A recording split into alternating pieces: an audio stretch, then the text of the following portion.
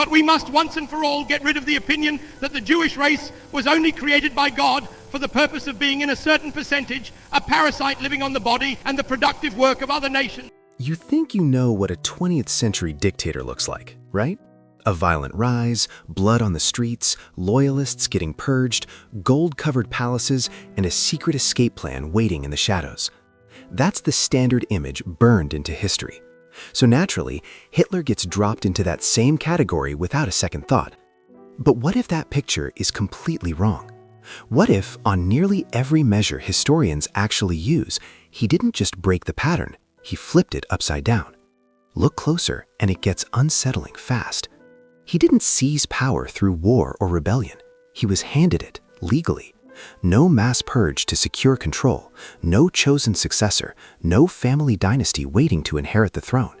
When everything began collapsing, he didn't run. He refused escape, ordered his own nation destroyed, and ended his life in a bunker at 56. Every other dictator fought to survive at all costs, so why did he seem to want the opposite? That single contradiction unlocks a massive misunderstanding about the Third Reich. Every other infamous ruler clawed their way to the top through chaos and sacrifice. Stalin played a long, ruthless game inside the Bolshevik system, eliminating rivals step by step. Mao battled across an entire nation in civil war. Mussolini marched into Rome backed by force. Franco tore Spain apart for years in a brutal coup. Castro fought from the mountains. Kim Il-sung was installed by a foreign army. They all paid the price in violence, exile, prison, or worse. But Hitler? He skipped the cost entirely. January 30th, 1933. Everything changed, and not with gunfire, but with paperwork. President Paul von Hindenburg appointed him chancellor after quiet political deals behind closed doors. No tanks, no uprising, no dramatic takeover. As historian Ian Kershaw explained, powerful elites believed they could control him, keep him contained, use him for their own goals. That assumption didn't just fail, it detonated. Because within weeks, the system didn't resist him, it surrendered. The German parliament passed the Enabling Act with a crushing 441-94 vote, handing over its own power willingly. Think about that. Democracy didn't collapse under attack, it signed itself away, legally, on paper. In just 53 days, Hitler gained total control, granted by the very institution meant to stop him. No other dictator was ever handed power so cleanly, so completely, so willingly. So once he had it, he must have turned on everyone around him, right? That's how dictators operate. Eliminate threats, crush rivals, rule through fear. But again, the pattern breaks. The men closest to him in 1933 were still there in 1945. Goering, Goebbels, Himmler, names that stayed constant through the entire regime. Bormann, Speer, Ribbentrop, Rosenberg, the same inner circle, year after year. That kind of stability isn't what you expect from a dictatorship built on paranoia. Yes, there were exceptions, but they only make it stranger.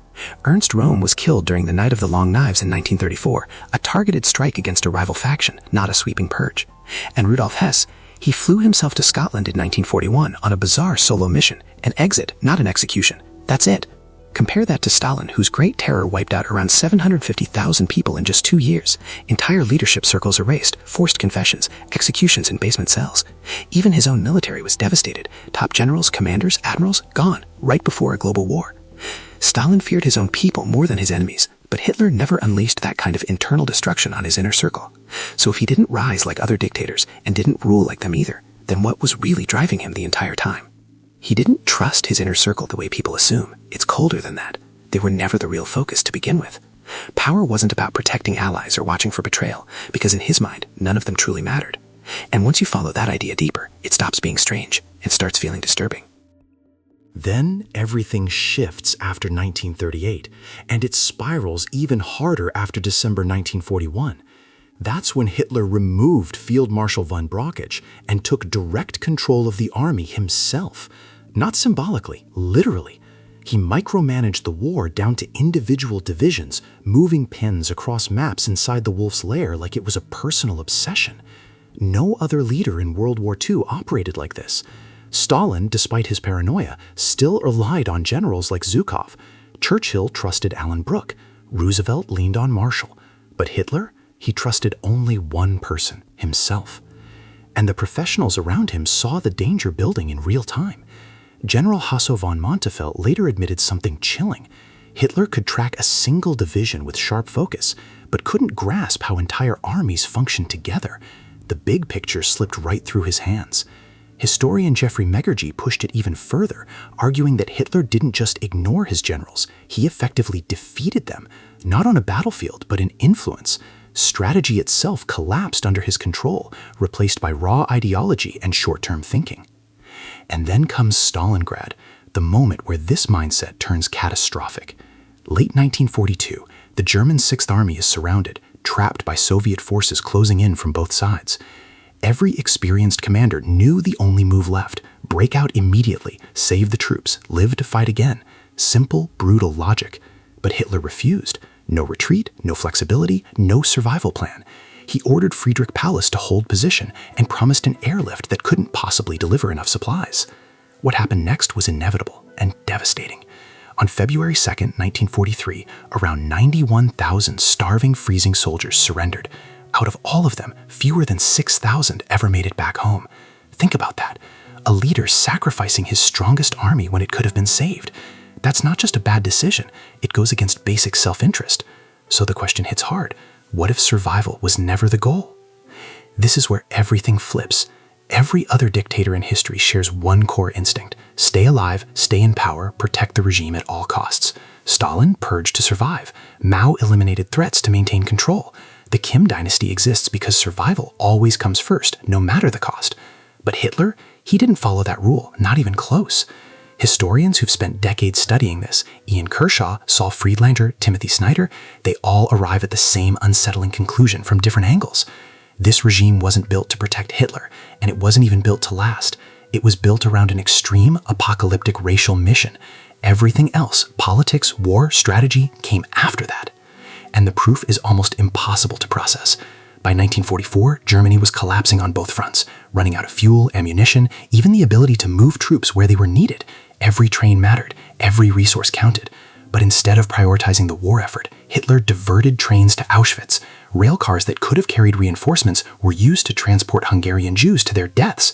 The killing came first, the war came second. No system focused on survival behaves like that, because it makes no sense unless survival isn't the objective.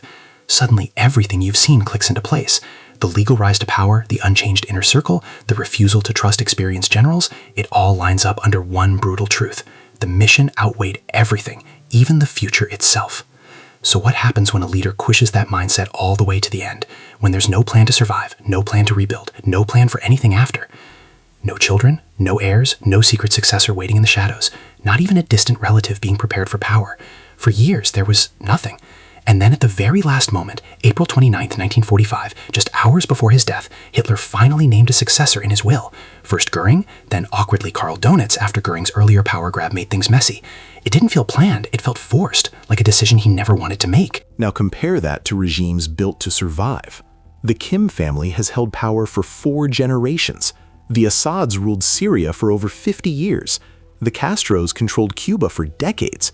Even Stalin, who trusted no one, left behind a system that lasted nearly 4 decades after his death. But Hitler's regime? It collapsed in just 8 days. 8. Donitz surrendered on May 8, 1945, barely a week after that final gunshot in the bunker. Nothing was designed to continue, because on some level, it was never meant to. And when the end came, he didn't run, not even when everyone else did. Mussolini tried to escape and was caught and executed. Ceausescu fled by helicopter. Saddam hid underground. Gaddafi was dragged from hiding. Others escaped into exile, living out their final years far from the chaos they created. But Hitler stayed in Berlin and took things even further. March 19, 1945, he signs the Nero Decree, and it's as extreme as it sounds. Bridges, factories, railways, food supplies, water systems, he ordered all of it destroyed before the Allies could take it. Total devastation, ordered by his own hand. He even told Albert Speer that if Germany lost, it deserved to perish for being weak. Think about that. His own people condemned for failing him. And then something even darker spreads, a wave that shocks historians to this day. Thousands of suicides ripple through Nazi leadership and German society. Officials, generals, officers, many chose death as everything collapsed. In Berlin alone, over 7,000 suicides were recorded in 1945. This wasn't isolated. It was a pattern. Hitler's final act wasn't separate from this. It was the peak of it. But here's the twist most people never see coming. The image you think you know, the disciplined, self-denying leader, the man who gave up everything for his nation, that image was carefully crafted, built piece by piece for the public. In reality, it didn't match. In private, he lived differently. Different habits, a long-term partner, a quieter personal life hidden from view. And the biggest shock? The money. Behind the scenes, Hitler wasn't living simply. He was building massive personal wealth. By April 1945, historians estimate his fortune could have reached into the billions in modern terms. Book royalties from Mein Kampf, income from his image on postage stamps, payments from powerful industrialists, even secret accounts, all flowing directly to him. The man promoting sacrifice was quietly accumulating one of the largest fortunes in Europe. So what was real? Strip everything else away, and one thing remains: his ideology. That belief system drove every decision, every sacrifice, every contradiction. It overruled strategy, survival, even reality itself. And in the end, it destroyed everything around it. Now step back and look at the full picture. A man handed power instead of seizing it. A leader who kept the same inner circle for over a decade. A ruler who took total control of a war and lost it.